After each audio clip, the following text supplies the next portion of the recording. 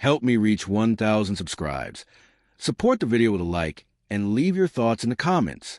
I read every comment. Thanks. It was a Friday evening when I decided, almost impulsively, to invite Julia's boss over for dinner.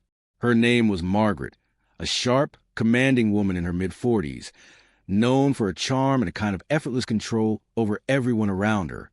Julia had always spoken highly of her, often mentioning how she learned so much from Margaret's decisiveness and work ethic.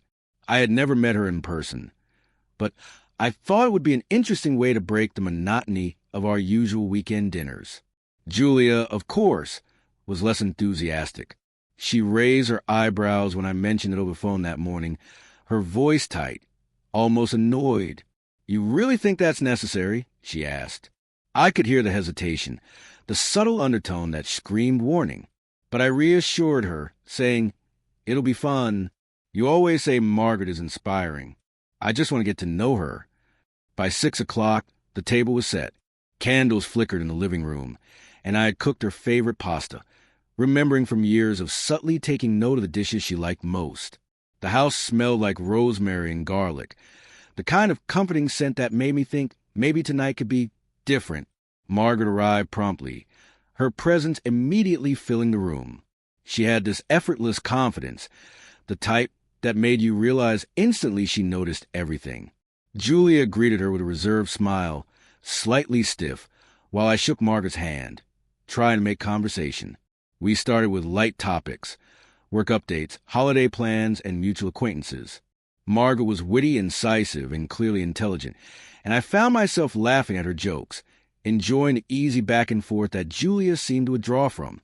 Halfway through the dinner, I noticed Julia's smile had disappeared. Her eyes darted between Margaret and me, a subtle tension forming, like a storm gathering quietly in the distance. At first, I thought it was just nerves, maybe discomfort from having her boss in our home. But there was something deeper, something I couldn't quite place, that made my chest tighten every time I glanced at her. Then it happened. As Margaret complimented the pasta, Julia's tone sharpened. "I don't know why you felt the need to do this," she said. Not a question, more like a judgment. It wasn't necessary. Her voice carried an edge that I hadn't heard in a long time. I paused, fork halfway in my mouth, searching her expression. She avoided my eyes, instead staring at her plate, twisting her napkin nervously. I tried to brush it off. "I thought it would be nice," I said, forcing a light tone. "You always talk about her, and I wanted to meet her properly."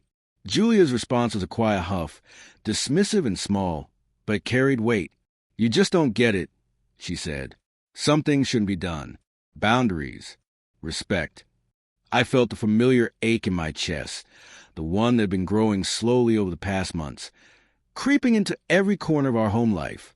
Her tone, her detachment, the subtle disapproval she always had for things I did to try and show care. I had noticed it before, but tonight it felt louder, sharper, undeniable. Margaret continued the conversation, laughing at a joke I barely heard, but Julia's silence screamed louder than any words. After dinner, Margaret stayed for a short while, chatting about work and upcoming projects. Julia hovered near the kitchen, her posture stiff, her arms crossed tightly over her chest.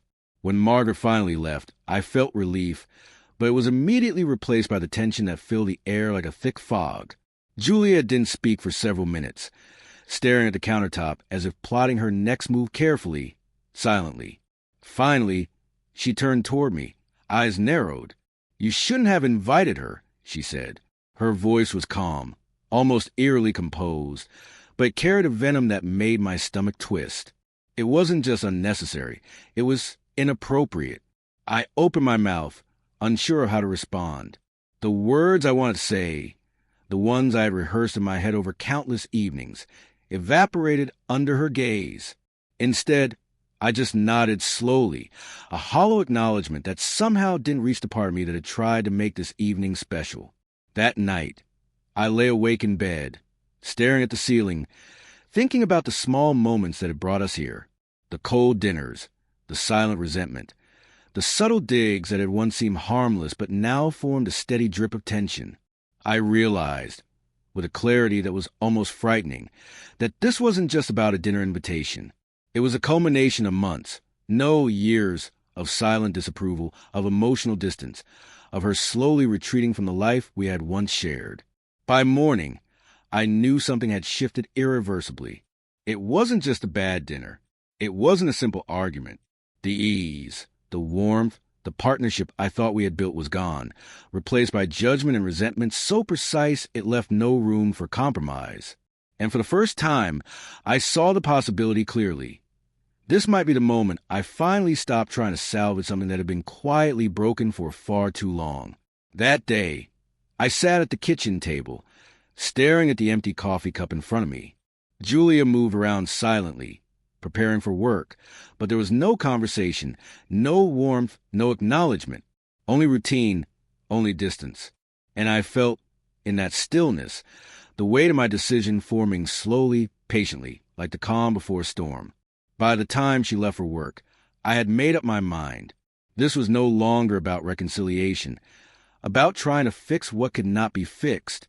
It was about acknowledging reality, facing the truth, and taking the step I had been avoiding for far too long.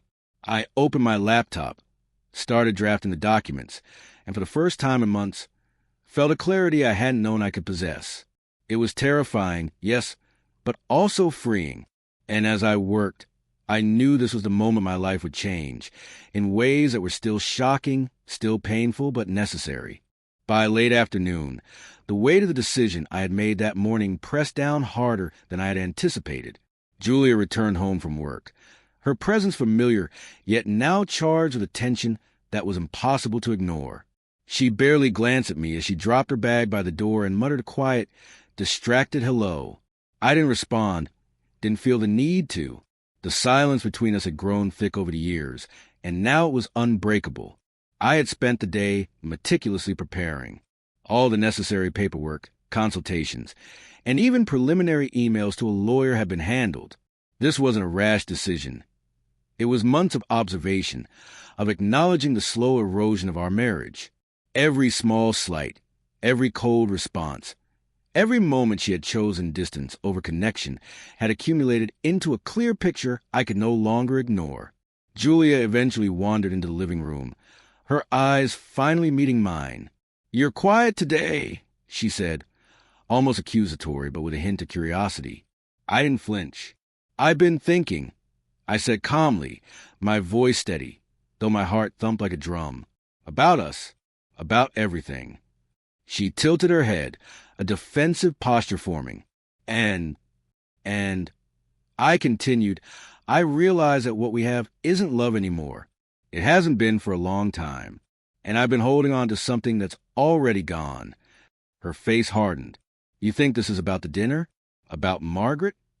I shook my head, taking a deep breath. "No, it's never been about one dinner or one mistake. It's about the pattern, Julia. The constant distance, the silent judgment, the coldness. I've really tried to reconnect, to be the partner I promised to be. But I can't do this anymore. I can't live in a home where I'm constantly walking on eggshells, where my efforts are met with indifference or disapproval." She stared at me, her mouth slightly open, but no words came. The room felt smaller, tighter, like the air itself was holding its breath, waiting for something to give. I continued, my voice firm but not raised.